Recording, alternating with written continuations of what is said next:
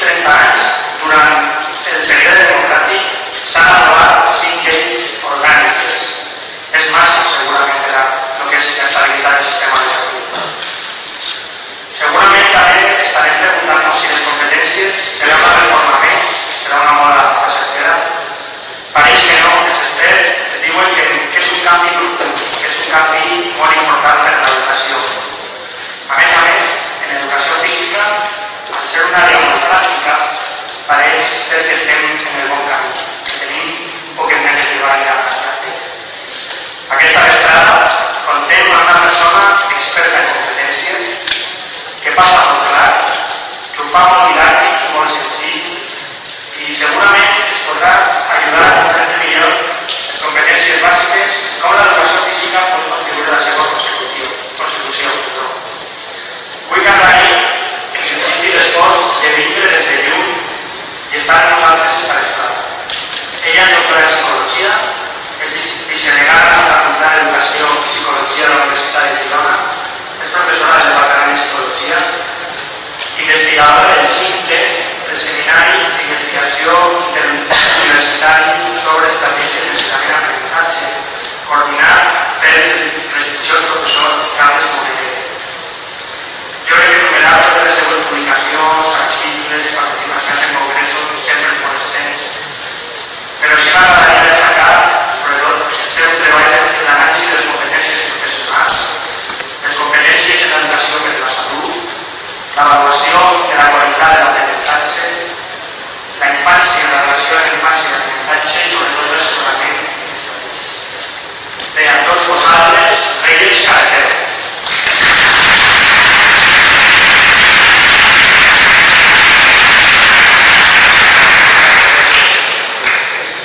Bona vesprada a tots. Jo volia començar la meva intervenció sumant-me a les explicacions que ja s'han fet, ja s'han fet aquí en aquesta taula, als organitzadors d'aquestes jornades, perquè considero que és molt important fer unes jornades que van més enllà de la formació tradicional i que intenta o que pretén l'intercanvi d'experiències que d'alguna manera s'ha demostrat que és la millor forma com aprenem els professionals de l'educació. En aquest sentit, felicitats als organitzadors i la meva desig de que tots vosaltres aprengueu molt en aquests 3 dies que sumeu l'esforç a l'escola de informar-vos i compartir entre tots que us sigui molt professionals en aquestes jornades. També agraïm que m'hagi convidat i poder estar aquí amb tots vosaltres per compartir algunes idees sobre aquest tema que, com ja s'ha dit aquí també, és molt important i s'ha centrat tota l'atenció en el món educatiu. I per primera vegada centra l'atenció no només de l'escola primària o secundària, sinó de totes les etapes del món educatiu. Perquè també a la universitat, també nosaltres estem canviant tots els nostres currículums adaptant-nos a les competències. No a les competències bàsiques, però sí a les competències professionals. Per això diria que és la primera vegada que tots estem en el mateix vaixell, tots estem ficats en el mateix algoritme i acabar amb el mateix compliment de tots. És a dir, que espero que aquesta serà que fem ara us sigui profitosa també i que aprenguem tots una mica més. Bé, jo, les competències, el tema de les competències no és un tema nou, és un tema nou per a l'educació, però és un tema que segurament vosaltres ja sabeu que fa més de 30 anys que, per exemple, en tot el món de la salut ja va incorporar el tema de les competències, perquè va un moment que se n'adonen que realment el tema de la salut per a les persones és impossible que els serveis de salut atenguin les necessitats de totes les persones i llavors se n'adonen que és més important donar competències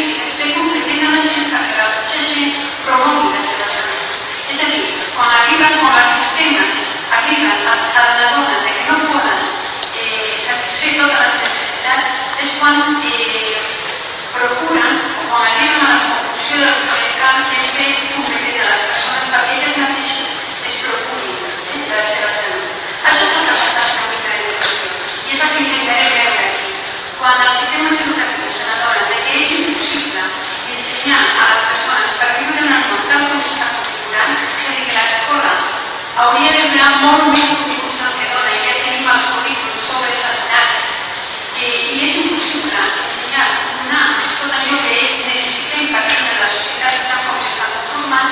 És quan s'hi arriba a la conclusió que el que cal fer és fer competir a les persones perquè les persones busquin el seu aprenentatge, provoquin els seus aprenentatges.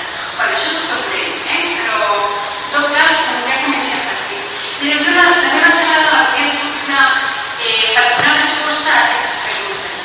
La primera és per què un currículum de competències? Per què s'han inclòs les competències en els currículums? Com deia el professor, és una moda més. Això també estem acostumats a les modes. És una moda més? Què passa? Què inclouen les competències bàsiques? Per què aquestes 8 competències bàsiques que ha inclòs el currículum? D'on surten? Quin sentit tenen?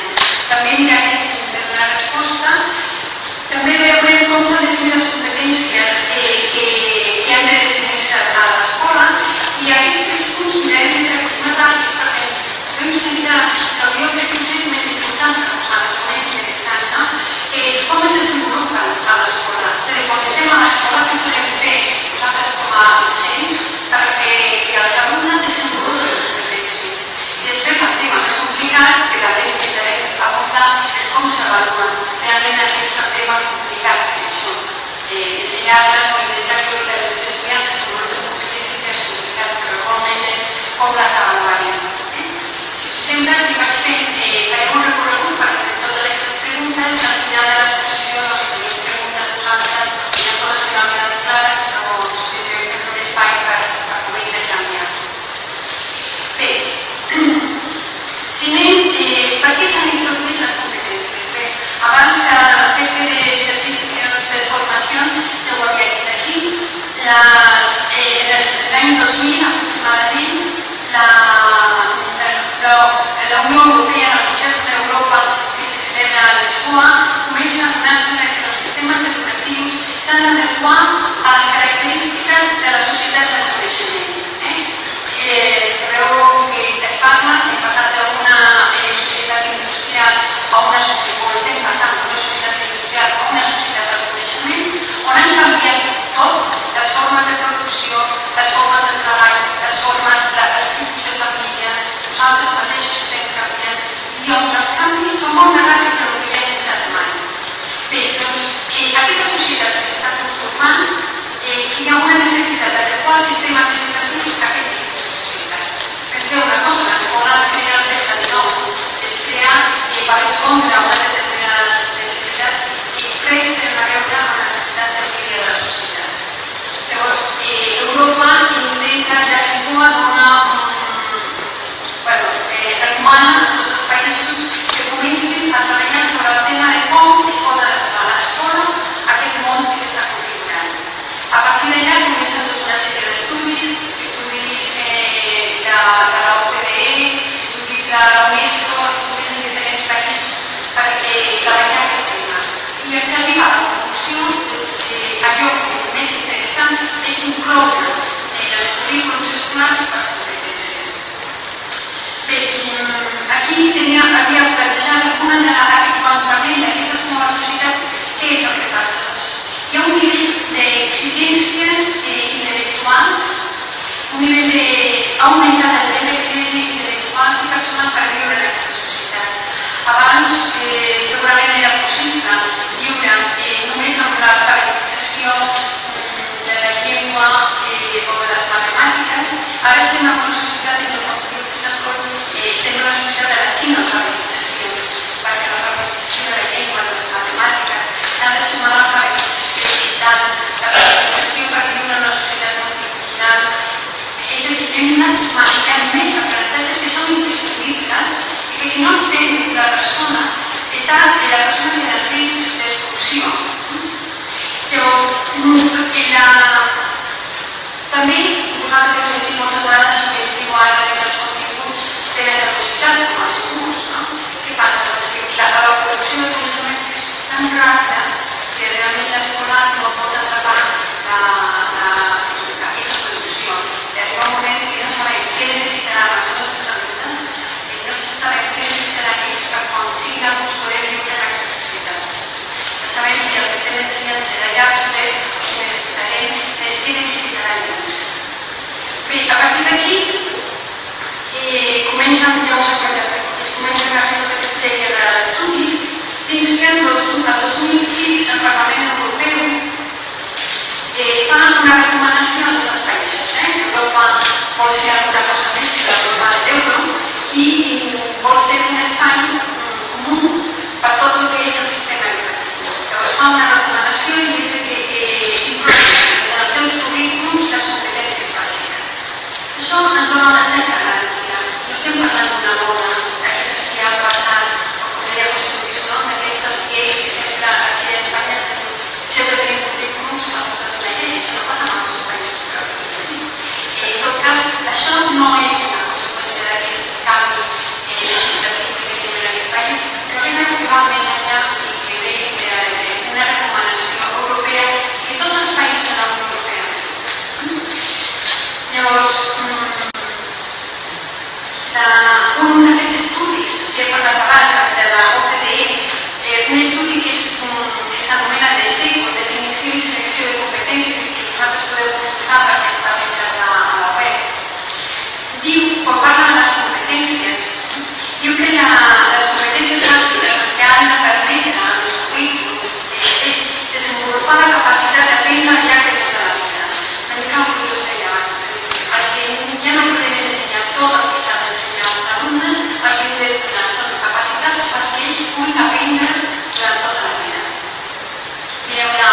Sempre dic, ja s'ha acabat la meva època, en la que ens deia tu no aprenies una carrera per treballar tota la vida. Ara treballes i has d'anar estudiant tota la vida per poder mantenir el treball. És a dir, abans estudiaves una carrera de 4 anys i això te permetia anar treballant durant tota la vida. No era necessari anar contínuament formant-se. Vosaltres esteu aquí i sabeu perfectament que per continuar treballant és que continuar formant-nos durant tota la vida. Doncs això és el que busquen precisament les competències, desenvolupant les persones estratègies, capacitats per anar aprenent durant tota la vida. Desenvolupar persones autònomes, persones que tinguin la capacitat de prendre decisions i respondre a les necessitats de les societats tal com són, tal com estan conformant-se en aquest moment, i de tenir persones amb uns coneixements formals que siguin capaços d'utilitzar-los per donar respostes a situacions diverses. No podem preveure totes les situacions en les que els nostres alumnes hauran de donar resposta, però sí que hauríem de donar alguns coneixements que ells poguessin combinar, que ells poguessin utilitzar per donar respostes a situacions diverses. Això és d'una manera com es defineixen les competències bàsiques, o allò que hauríem de buscar les competències bàsiques. També, César Coll, el 2006, també més o menys quan apareix el document europeu, ell treu un document que és molt interessant, que també està a la web, que es diu lo bàsic, l'educació bàsica, i per exemple ell està parlant que la finalitat dels sistemes educatius, avui dia les finalitats ja no poden ser la transmissió de coneixements, sinó que aquestes finalitats són fer possible l'exercici de la ciutadania, construir i desenvolupar un projecte de vida satisfactori, assegurar el desenvolupament personal, emocional i afectiu equilibrat i poder accedir a altres processos educatius i formatius posteriors amb garanties d'èxit. Aquesta hauria de ser, segons els objectius de l'educació obligatòria. I realment aquests objectius s'aconsegueixen a través de la inclusió de les competències. Després de tot això, que és una manera de justificar per què s'han inclòs, ara veiem què entenem per competències. Què són les competències? Aquí tenim una sèrie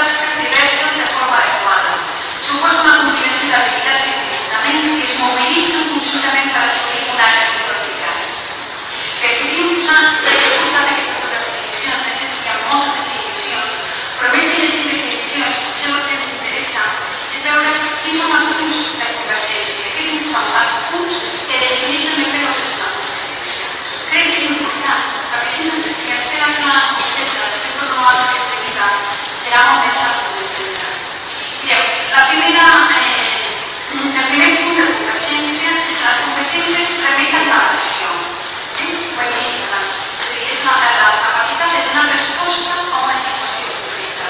No és que els coneixements sigui una missatge, sinó també de l'adaptació. Hi ha una situació a la que s'ha de donar resposta. Tenen caràcters situats, contextualitzats. Què vol dir això?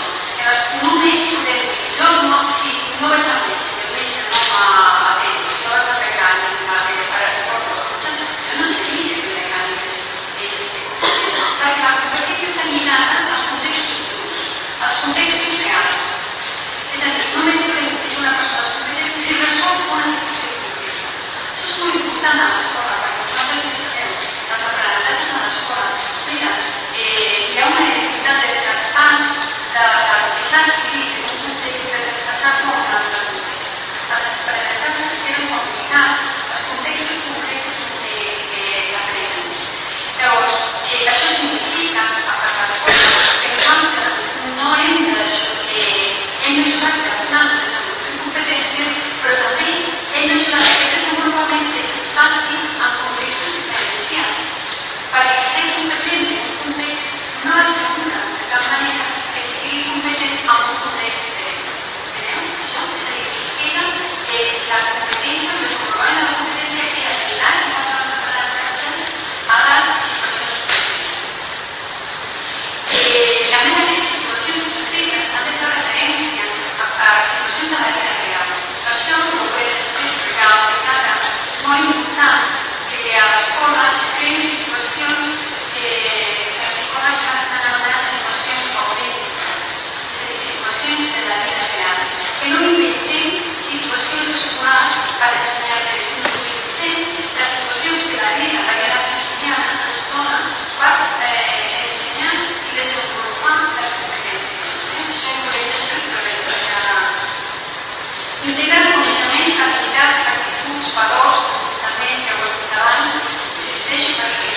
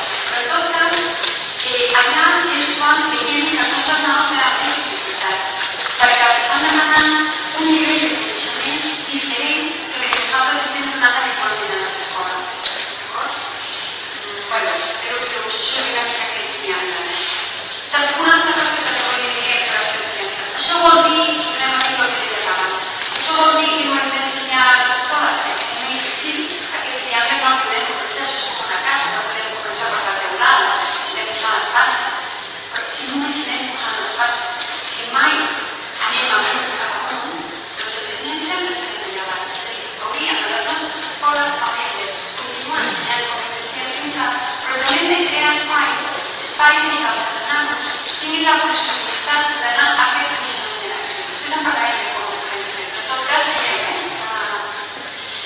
Bé, això incorpora als nostres currículums algunes... Hi ha uns components de la competència, després de veure el client no s'ha de veure. Hi hauria coneixements, hi ha processos, que serien accions d'índole cognitiva, afectiva, social, per posar-ho en marxa, per coneixement, i després hi haurien situacions concretes. Veieu? Per exemple, si això ho he intentat traslladar, posant per exemple, que sigui proper a la vostra àrea, això ho he aconseguit, i per exemple, en coneixements macrobiomèdics, les proteïnes, els peixos, els hidrats de carboni. Aquest és un coneixement que seria la base de la piràmide. A més, ja comentaré després de la particularitat que és un coneixement de la nostra àrea, no? Per pensar. Però això és el que fer. Com a procés cognitiu, què tindria? Participar seria els processos que es posarien en marxa quan els nanos han d'elaborar la llei de la papica, aquest coneixement que ha de fer de peixos, hidrats, i és una un coneixement en acció, mirar a una situació concreta és quan per exemple els nanos haurien d'integrar en el seu sistema una manera, un hàbit d'alimentar-se de manera adequada a base de la pràctica de l'esport. Veieu, això seria tot un component de la competència, però això què implica? Nosaltres allò que us poseu-vos a pensar implica quan nosaltres intentem desenvolupar una competència, quan volem no només treballar en la base de triades, sinó que volem anar també allà al món, hem de col·laborar amb les àrees. Perquè actualment no podem desenvolupar una competència des d'una única àrea. Això implica també un canvi, ja ho veurem després, però ja ara que us ho dic, un canvi no només en l'organització del centre i en la cultura dels professionals, perquè tenim una cultura, nosaltres som més joves, però per exemple la gent de la vegada no té cultura de treball en conjunt i precisament el desenvolupament de competències porta, com per exemple és difícil trobar un exemple en què hi hagi coneixements, processos, situacions i contextos únicament d'una àrea. Hem de començar a pensar que les àrees com a disciplines han estat un moment de l'escola, de la universitat i de la creació de coneixement, però que en realitat si hem de trobar-nos a les situacions de la vida cotidiana, el tancament en àrees és realment complicat perquè la vida no és així. No fem ara la matemàtica i la vida està tot integrat.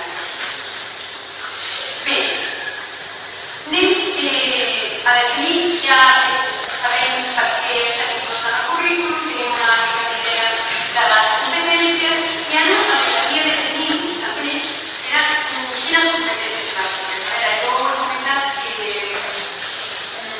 aquella idea de Chomsky, que una sèrie d'elements combinats donessin moltes possibilitats d'actuació a les persones i llavors va arribar un moment en què també era necessari plantejar-se quins són aquests elements, quin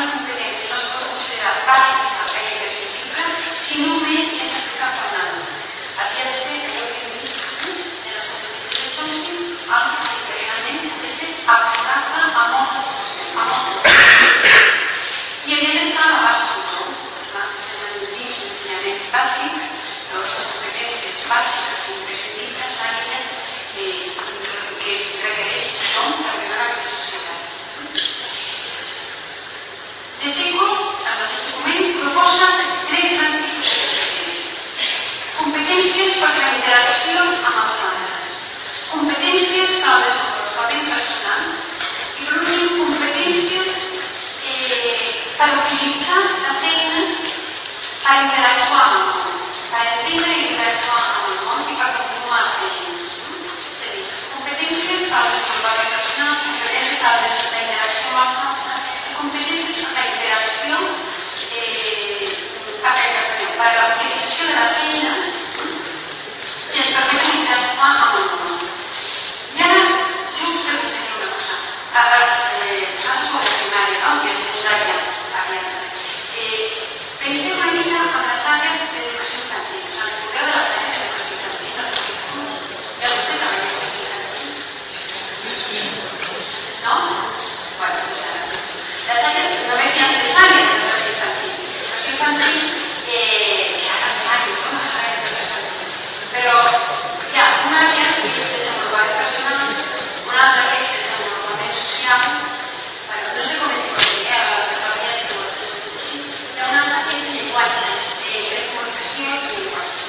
És a dir, hi ha una línia, sembla, allò que són àrees de desenvolupament de l'educació infantil, també són les grans línies que es marquen aquí, que jo com una similitud. Volem per què és important això? Bé, a partir d'aquestes recomanacions de SECO i de la Unió Europea apareix la llei d'educació del 2006 i inclou en els currículums les 8 competències bàsiques. Després cada comunitat autònoma ha redefinit una mica aquests noms, però les competències són aquestes, els noms no són aquestes. Jo no entraria ara a començar a parlar d'elles perquè llavors seria molt temps, però el que sí que m'interessa és que hi ha una cosa. Si no les tenim en aquest llistat, sinó que les competències en funció d'aquelles recomanacions del SECO, veiem que les competències que podem agrupar en el que són les competències personals, les competències per viure i habitar el món, per interactuar amb els altres, i les competències per l'ús d'eines, eines per interactuar, eines com les matemàtiques, la llengua, l'informàtica, eines que ens permeten interactuar amb el món. I les competències, les 8 competències es poden agrupar, amb la qual s'estableix una línia de continuïtat en el que són les àrees d'educació infantil amb tot el que són les competències bàsiques que necessitaran la primària i secundària. Això li dono molta importància perquè és molt interessant el fet de dir tota l'educació bàsica té uns objectius centrats precisament en desenvolupar competències personals, autonomia d'interacció i d'eines d'interacció amb el món. Aquí també veiem una mica el text relatiu que tenen cada una d'aquestes competències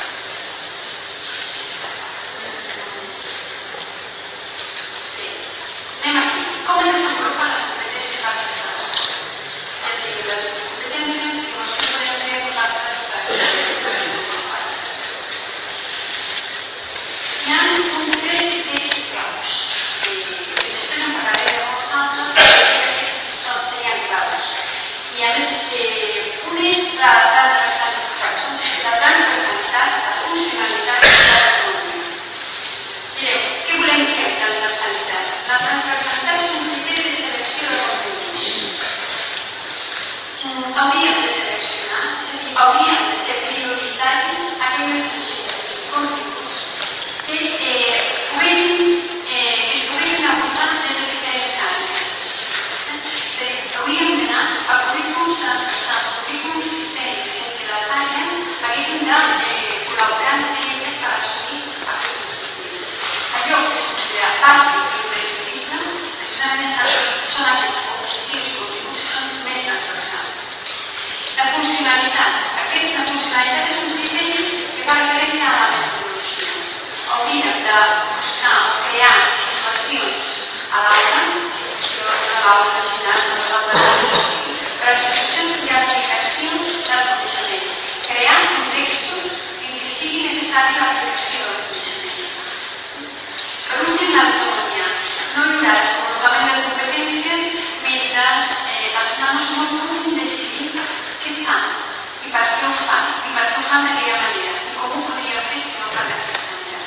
Si no hi ha autonomia, mentre les classes siguin la direcció que pràctica tenim aquí, un professor que és el que parla i un altre que escolta, no hi haurà desenvolupament de competències. El desenvolupament de competències implica, ja ho hem dit, acció, implica posar-se davant d'un problema, implica intentar donar resposta a una situació de la vida quotidiana.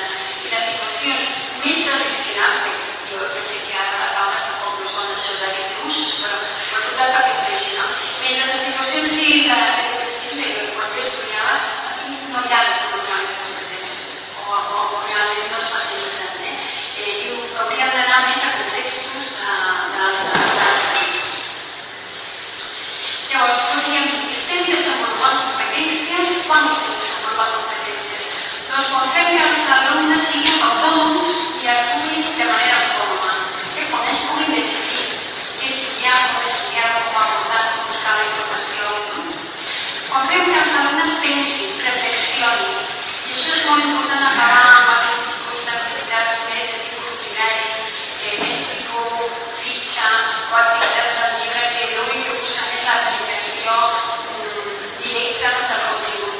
Necessitem situacions que els facin pensar, que els facin raonar. No ens ha d'interessar tant el resultat com el procés. I tinguin una iniciativa, que ens puguin decidir. Convisquin amb els altres. Mireu, sense comunicació, això és una màxima de la psicologia evolutiva, la comunicació psicològica. Sense interacció no hi ha aprenentatge. No hi ha aprenentatge. Vosaltres ho sabeu quan, a més, esteu en una jornada d'intercanvi, vosaltres ho sabeu més que ningú. Quan més atenem és quan podem comunicar, quan podem construir un discurs de manera conjunta amb els altres, quan podem dir com nosaltres sentim la situació i debatre amb l'altre. Així que fem construcció de coneixement. Llavors, nosaltres segurament ho hem experimentat. Quan ho ha après el contingut? Moltes vegades les coses aprenen en realitat o intentes ensenyar-les o intentes ensenyar-lo a un altre o anar-se a parlar sobre el contingut quan realment elabores el contingut. Ara sí que ho entenc, no? Aquell passat de saber el contingut de dir mira, ara sí que aquest pas és el que necessitem per crear els continguts. Llavors, sense comunicació, sense interacció, això no s'hauria de... Bueno, jo crec que les coses àrees són molt diferents, però també ho hauríem de transmetre als equips docents dels nostres centres. Sense comunicació no hi ha aprenentatge. I penseu que la interacció, hi ha molts tipus d'interacció. Hi ha interacció amb una mestra, que no la podem ensenyar, hi ha interacció dels centres entre ells mateixos. Hi ha un altre tipus d'interacció que és de l'alumne amb si mateix. L'alumne amb si mateix. Aquest tipus d'interacció també l'hauríem d'explorar. Per exemple, aquest tipus d'interacció que ens fa reflexionar sobre què has fet. A veure, això ho has fet així, però podries haver fet d'una altra manera. Per què ho has fet d'aquesta manera? Si ho haguessis fet de l'altra, què hauria estat millor? Com hauria estat pitjor? Reflexionar, fer un diàleg, una conversa amb el mateix. També és una forma d'interacció que no podem despreciar perquè la gent utilitza molt. Comprengui la relació espiral entre el que sabes i la seva... Més que la relació entre el que apres és saber per què serveix el que apres. Com això després ho pot utilitzar.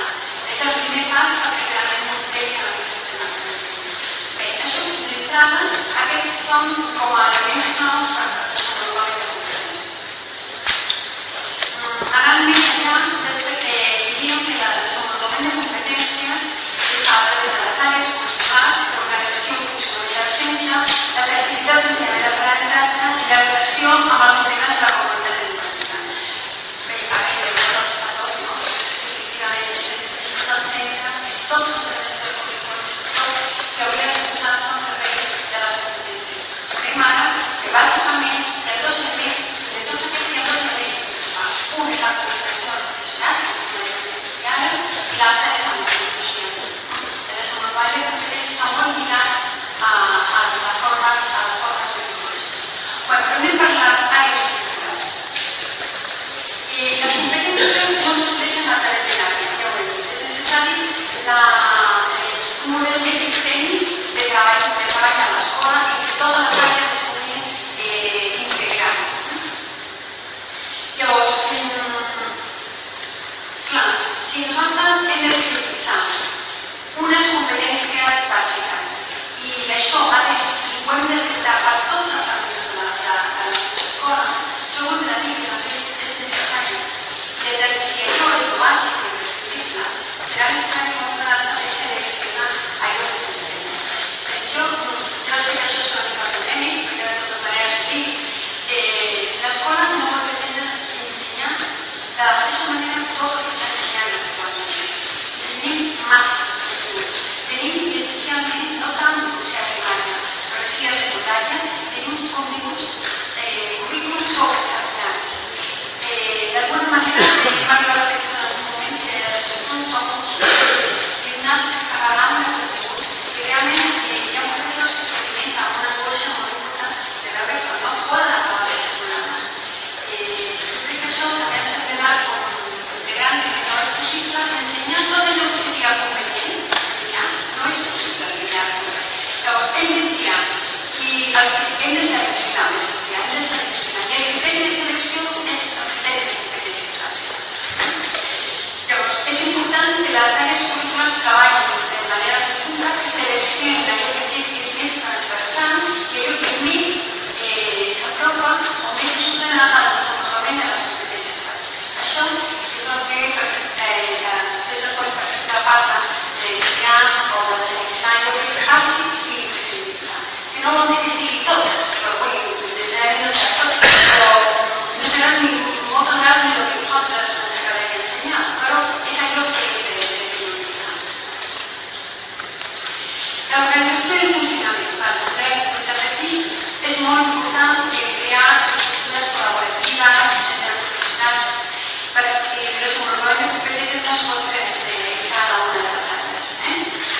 És important que anar a estructures de coordinació i col·laboració, a crear projectes pedagògics compartits, a potenciar la participació de l'alumnat i de les famílies. Per això, anar una mica més a que habitualment es fa de dir que els pares que portin o a veure de tant i que els pares col·laborin. Estem parlant d'espai de participació real, de participació en les decisions. Penseu que moltes d'aquestes competències del desenvolupament personal van més enllà de l'escola, superen la pròpia escola.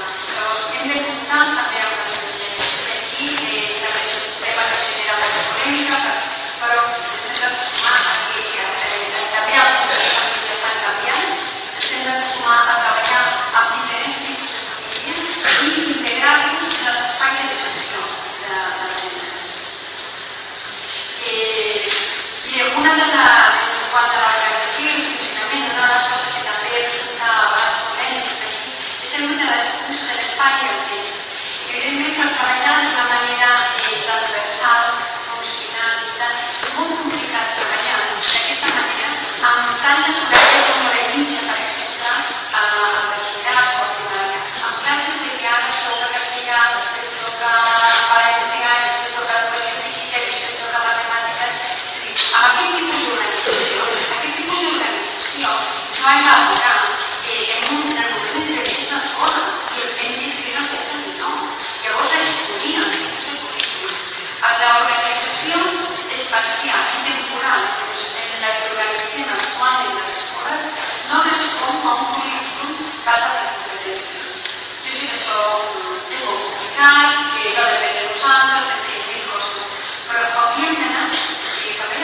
no serà molt complicat. Perquè si m'interessa que moltes escoles o que esteu vosaltres està començant a treballar projectes de treball. Per saber la dificultat de treballar projectes de treball quan vas a treballar amb els equips, o treballes d'una altra manera, o organitzes d'una altra manera, o vas treballar amb complicat. Perquè si tots estan abusant de nosaltres, a la universitat que ja sí que costa, estem pensant en veritat els treballs molt complicats i que realment l'estudiant pugui treballar d'una altra manera. També, això en quant al temps, però també l'espai. Hauríem d'adequar els espais de les nostres escoles a la qualitat i el treball que realitzen en el desenvolupament de competències. Us poso un exemple aquí del treball que hauríem de fer en col·laboració, perquè jo sé que un dels temes que més us preocupa és la programació per competències, no? De dir, bueno, ara no sé aquí, però jo crec que l'any passat són així, no? I ara els inspectors anaven a les escoles a demanar les competències per competències. Quan encara la gent és a preguntar les competències són i ja els demanen a la programació. Bueno, doncs mireu, jo he portat aquí un exemple de la coordinació que va dirigit a la possibilitat de programar. Hi ha diferents, perquè jo quin és el tipus de treball de la programació? Hi ha diferents nivells de programació. A partir de lo que són les competències bàsiques hi ha la competència comunicativa. Hi hauria un nivell de programació, un nivell de desplegament de la competència, que seria formaria part del procés educatiu, formaria part de la feina que ha de fer la comissió pedagògica, és a dir, que han de fer una funció que és el centre o els professors i tal.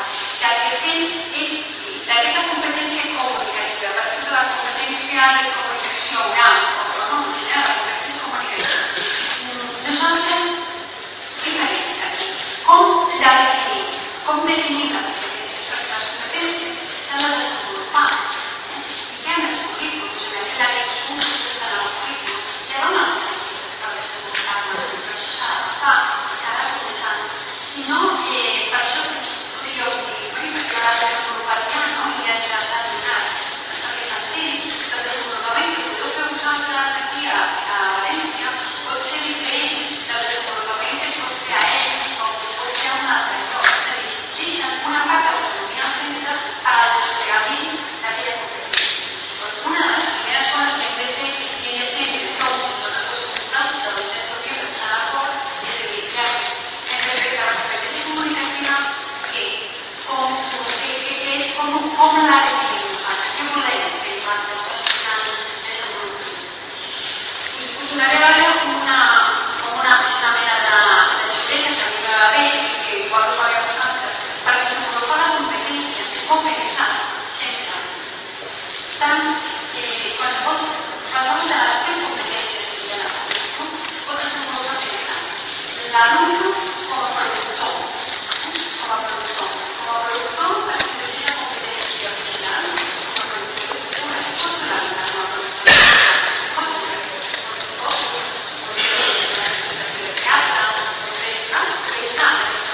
Si és la competència comunicativa, pot ser parlar, debatre, pot crear escrits, l'alumne com a receptor de la competència, l'alumne com a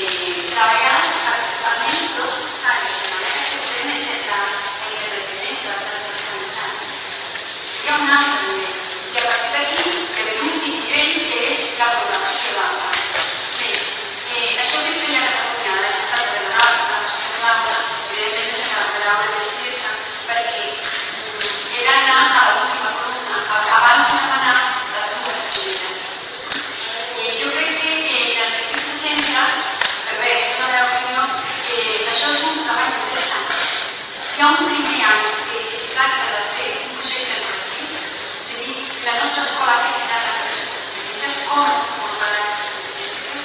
Hi ha un altre nivell que és la programació de curs de manera internacional, des de l'experiència, per buscar aquesta transversalitat, realment crear transversalitat, posar-la, prioritzar-la, i hi hauria una altra que seria l'aplicació d'aquesta transversalitat en les universitats i també en les programacions d'altres. Cursos, o poden ser dos, o són una part, però en tot cas significa que un treball de col·laboració, un treball de col·laboració per acabar de definir els objectius.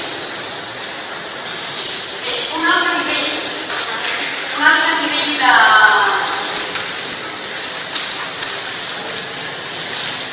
o un altre nivell per al desenvolupament de les competències que possiblement sigui el principal són les competències d'ensenyament de català. Ja ho he dit abans, desenvolupar competències no és tant una qüestió de continguts, d'objectius i de programació, sinó que es basa, si jo vull veure en la programació d'un mestre, si està treballant les competències, evidentment ho veig bàsicament per la distribució. Llavors, aquí us posarem de parèntesis algunes vegades que crec que defineixen molt bé la teoria de l'estament d'educació. Primer, l'autonomia. No pot haver una programació desenvolupa competències quan permet autonomia als estudiants.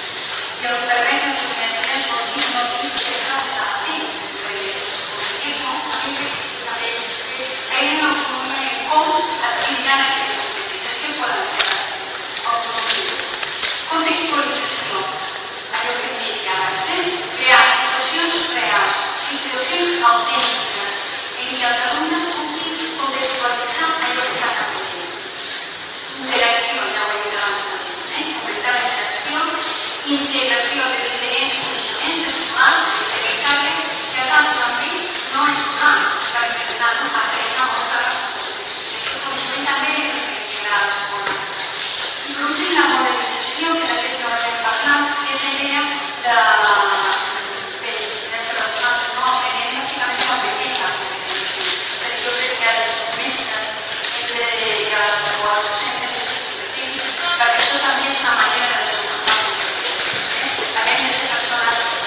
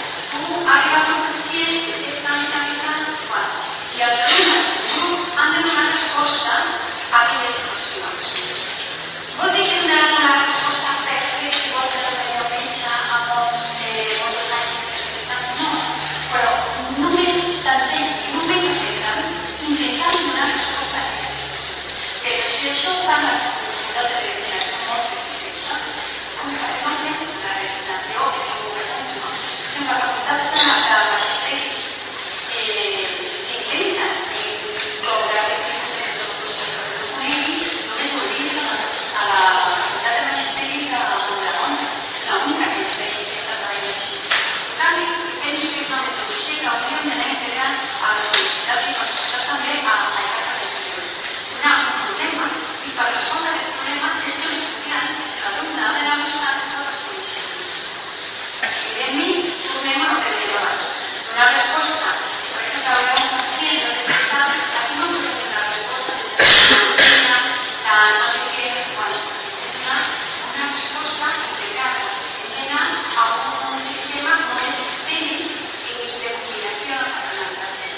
Doncs això és vàlid per aprendre la medicina. També la òbvia és vàlid per aprendre els continguts a l'escola primària escoltant-les i per la decisió dels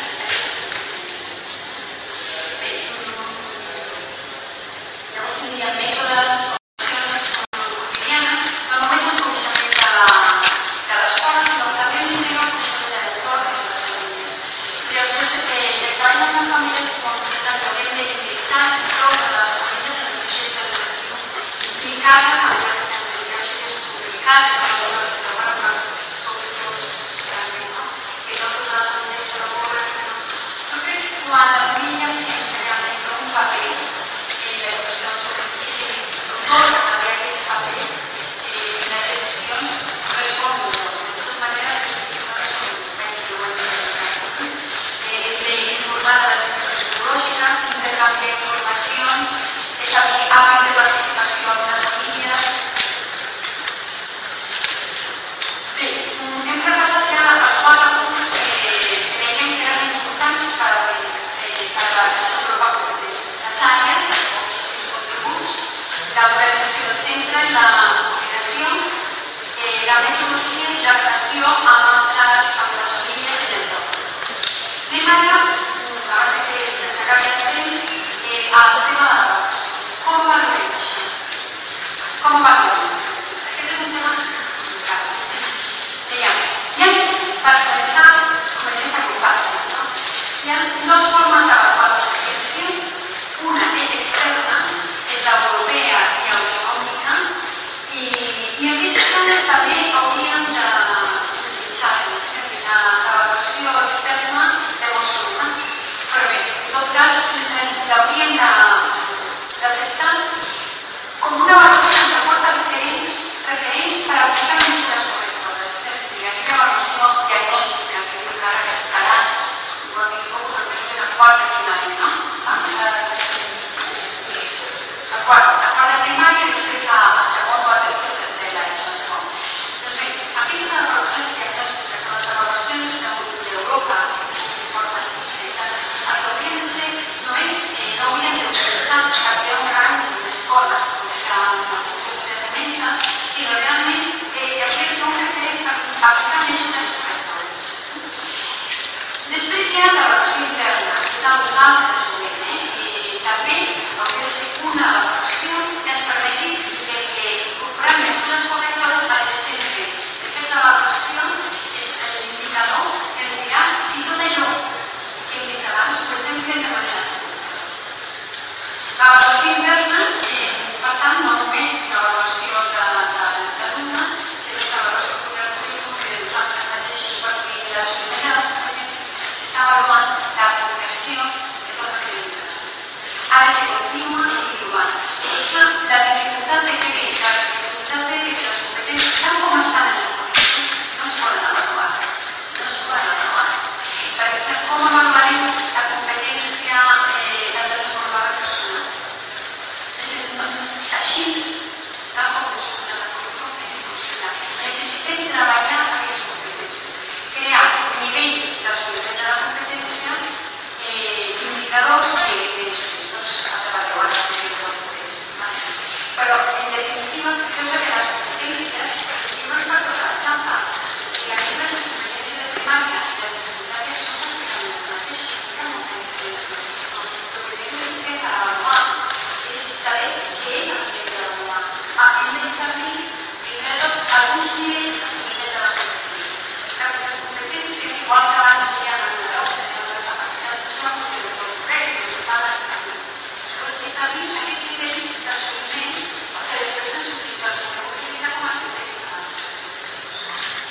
També, diversificar els moments d'avaluació característica. Abans de començar amb els indicadors, una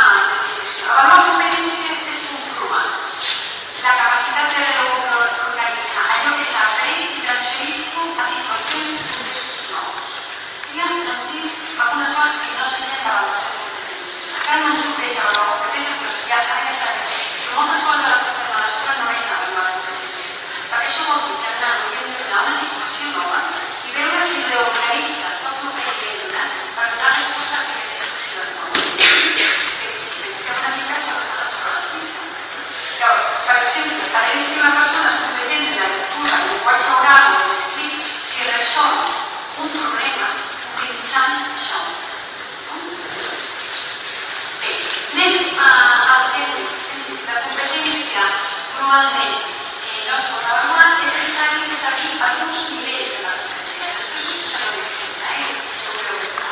Alguns nivells de les competències. I un primer nivell seria requerir el coneixement necessari per la competència. És a dir, el nen, què és el que estem avaluant? El nen sap, si agafem un exemple d'abans, les proteïnes, realment sap, té aquest contingut. Seria un primer nivell. El segon nivell seria allò que diem de fer utilitza aquests continguts per fer una cosa concreta i l'altre ho ha integrat en el seu sistema cognitiu i ho utilitza en situacions de la vida real. Fixeu-vos que quan estem avaluant normalment a l'escola ens quedem quasi sempre moltes vegades ens quedem com a màxim arribem al segon, poques vegades arribem al tercer. Per què? Perquè al tercer són situacions de la vida real que hauríem de veure com aquella persona ha integrat el coneixement del seu sistema cognitiu. Però en tot cas, el primer que hauríem de fer és establir aquests nivells. Mireu, aquest és l'exemple quotidià, és per així us ho volem descar. Agafem, per exemple, una part d'una competència que és la competència comunicativa oral, forma part de la competència comunicativa. A nivell de domini, que hem definit aquí és, diríem, per als nanos que tenim fins a finalitzar el sisè, tota l'etapa de primària, demanarem que tinguin una capacitat d'expressar idees, opinions, sentiments, emocions, de forma clara i emprenedora, adequant-se a la interacció comunicativa. Aquest és el nivell de domini que hem definit nosaltres per l'educació per l'etapa de primària. No sé si seria adequat, però en tot cas fem així. A partir d'aquest nivell de domini, el que fem és establir indicadors. És a dir, quins són? Quines coses ens permetran veure com s'operativitza aquest nivell de domini? Doncs direm, tindrà capacitat d'expressar idees quan domina els aspectes no verbals de la comunicació. Quan tindrà el gesticula de la manera adequada, utilitzar un to de veu adequat, i mirar els interlocutors. Veieu que el que hem de fer és una definició. Primer, d'establir el nivell de competències, establir els indicadors, els aspectes no verbals, com és el discurs, i si domina el contingut del discurs, després concloent quines són les evidències per veure tot això, els indicadors. A partir d'aquí és que podem veure, podem avaluar. Quan jo deia que les competències estan com sent el currículum de l'avaluar, és perquè necessitem fer aquest treball. Aquest treball d'operativitzar les competències. Perquè ara, mireu, anem aquí i després tornaré, si de cas, perquè crec que us ajudarà. Aquest model no és meu, és d'un autor líder. Ell estableix els models d'avaluació de competències i estableix per explicar una correlació entre els models i els instruments d'avaluació. Utilitzo el mateix triangle que ens sorprèn els triangles davant i és la col·laboració. Quan estem avaluant la part d'abans, estàvem avaluant, no recordeu, els continguts, els procediments, estem avaluant si sap o com i si sap com, els continguts i procediments. Quan estem avaluant aquesta base de triangle, els instruments que tenim, per exemple, serien les proves orals i escrites, proves orals i escrites, i aquestes. És a dir, el que és típic dels exàmens o les proves que podem fer a un any i amb el qual podem veure quins tipus de continguts. Seríem al primer nivell d'assoliment de la competència. Llavors, podríem utilitzar aquest tipus d'instruments que de fet no s'han utilitzat tota la vida a l'escola i han resultat útils. A la universitat, que en definitiva el que treballem són coneixements conceptuals i procedimentals, són bàsicament conceptuals, utilitzem exàmens, perquè és un instrument que és útil, és així. Quan estem ensenyant a un altre nivell del triangle, quan estem ja en demostra com ho faria, i un altre que demostra com ho utilitzaria aquest coneixement, ja comencen els problemes, perquè per demostrar com ho utilitzaria, segurament hi ha les proves escrites, els instruments escrits, ja no ens són adequats. I molt més quan estem a l'àmbit del triangle, que és que fa quan entrem en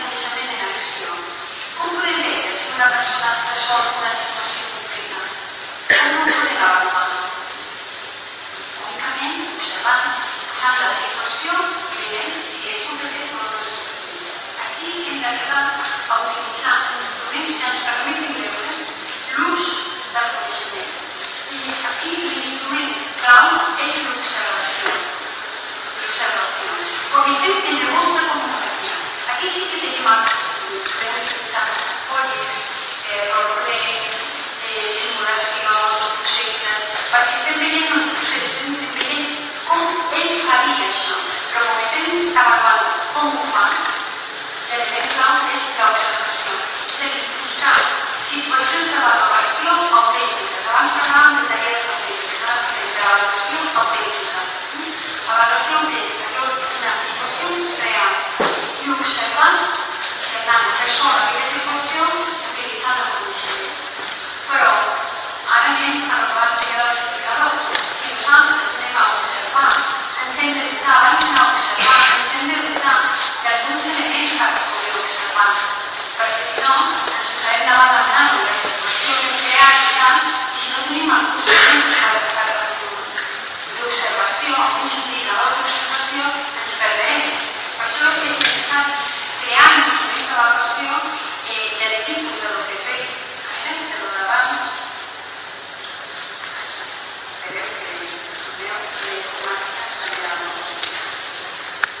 Ens hauríem de dotar d'instruments d'aquest tipus de manera que ens permeti veure si una situació concreta és una situació que nosaltres hem creat, per a que nosaltres hem creat i podem avaluar, com podem veure totes aquestes sentències, si nosaltres tenim o no. Aquests instruments són els que ens hem de dotar per poder fer l'avaluació i avaluar les sentències.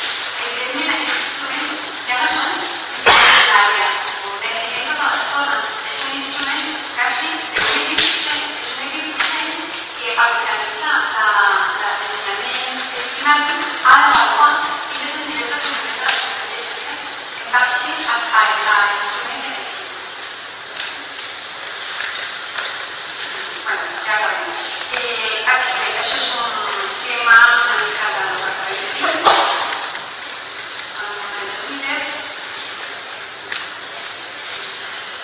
Bé, jo diria que és d'avaluar l'avaluació de competències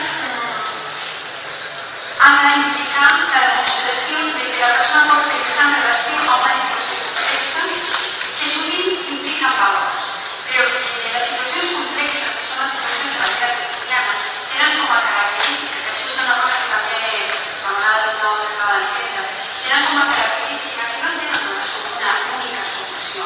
A l'escola estem molt acostumats a posar situacions d'avaluació que tenen una solució. És una solució bona o no. Estem fent les situacions de la vida quotidiana no són situacions algorítmiques, això no funciona a les matemàtiques. A l'àrea, les situacions quotidianes no tenen una solució. Jo també aquesta també és una dificultat que fa més necessari dotar-nos d'instruments d'observació, perquè llavors l'alumne podria donar solucions a la situació que no són les solucions i en canvi no són solucions errònies.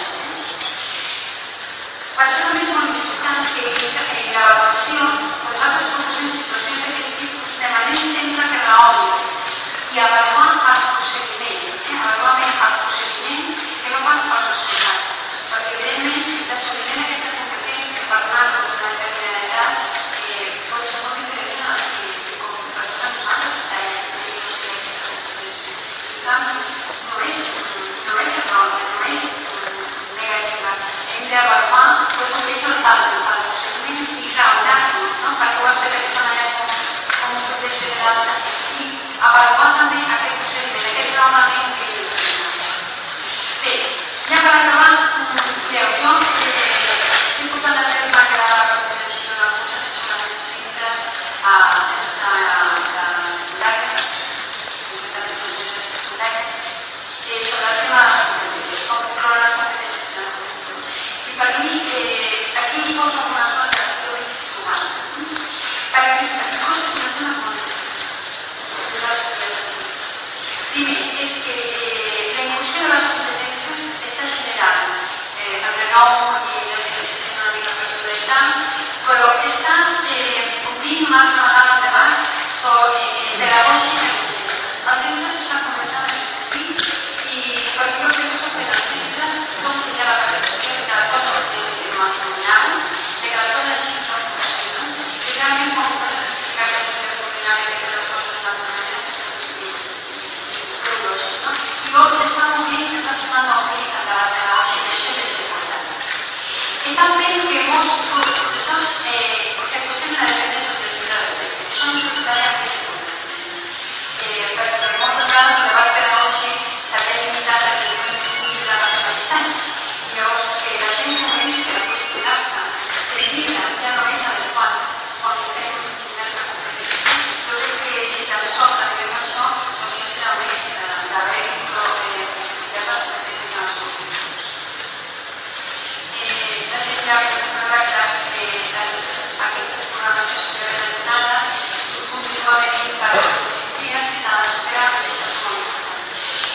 també la gent està veient